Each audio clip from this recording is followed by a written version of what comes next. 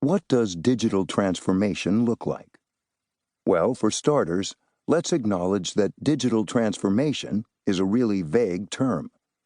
It's the kind of smart-sounding phrase that gets thrown around a lot in conferences and McKinsey reports and Harvard Business Review articles. The kind of expression that lots of people instinctively nod their head at, whether they know what it means or not. It could mean everything. It could mean nothing. Let me tell you what I think it means. You've probably seen the statistic: more than half of the companies that appeared on the Fortune 500 list in the year 2000 are now gone. Poof! Vanished off the list as a result of mergers, acquisitions, bankruptcies. The life expectancy of a Fortune 500 company in 1975 was 75 years. Today, you have 15 years to enjoy your time on the list before it's lights out. Why is this happening? Instead of dwelling on failure and looking at all the companies that went away, let's look at the companies that have stayed. Notice how big manufacturing companies like GE and IBM that were on the first list in 1955 and are still on it today don't talk as much about their mainframes and refrigerators and washing machines anymore. They talk about providing digital solutions, which is an admittedly jargony way of saying that the hardware is just a means to an end. In other words, these companies now focus on achieving outcomes for their clients rather than just selling them equipment. GE was number 4 on the first Fortune 500 list in 1955, and it's number 13 on the list as I write this book in the fall of 2017. GE was incorporated as the Edison General Electric Company in 1889. It made and sold light bulbs, electrical fixtures, and dynamos. Today, GE generates most of its revenue from services, not products.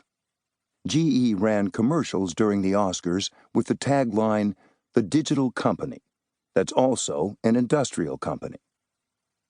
Notice the switch there? This transformation is what allows GE to survive and remain on the Fortune 500 list. IBM was number 61 on the Fortune 500 list in 1955, and it's number 32 on the list today. IBM originally sold commercial scales and punch card tabulators. Today it sells IT and quantum computing services. It has completely transformed from a product manufacturer into a business services giant. IBM is now working on Watson, a technology platform that uses natural language processing and machine learning to reveal insights from large amounts of unstructured data. It has Bob Dylan chatting with an artificial intelligence system in its advertisements. It is now in the business of cognitive services, a pretty exciting departure from where the company started. In fact, 12% of the companies on the 1955 Fortune 500 list are still on it today, and most of them have similarly transformed. Xerox has moved from manufacturing photographic paper and equipment to information services. McGraw-Hill has moved from printing textbooks and magazines with titles like American Journal of Railway Appliances to offering financial services and adaptive learning systems.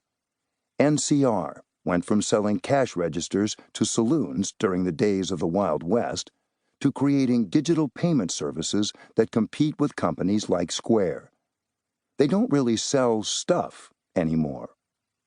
Okay, what about some of the more recent entrants on the Fortune 500 list? The new establishment companies like Amazon, Google, Facebook, Apple, Netflix. The companies that instantly feel very familiar to us, but are actually relatively new to the Fortune 500 list. They've rocketed to the top of the list and show no signs of going anywhere. They never thought of themselves as product companies. No transformation was needed. From the start, these companies were relentlessly focused on building direct digital relationships with their customers, and established enterprises are taking note.